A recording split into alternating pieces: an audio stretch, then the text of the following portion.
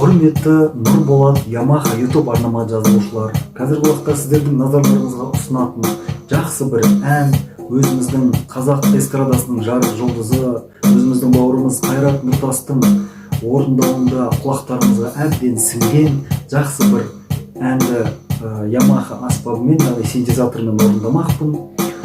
Сол әнді жақсылап қабыл алыңыздар, қолдау көрсетіп отырыңыздар, лайк басып, ұнамаса дизлайк басып, астына комментарий жазып отырыңыздар. Мен комментарийдің барлығына дерлік жауап беруге тырысамын. Олай болса, кәнекей, ауырмайды жүрек, ауырмайды әнін бірге айтайық. Аз кемшіліктер болып жатса, түсіністікпен қарауларыңызды өтінемін. Мен кәсіби музыкант емеспін.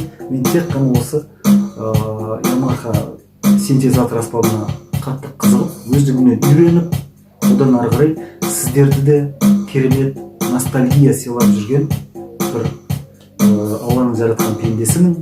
Олай болса жақсылап қолдап, қолпаштап отырыңыздар. Подписаться кнопкасын басуды ұмытпаңыздар.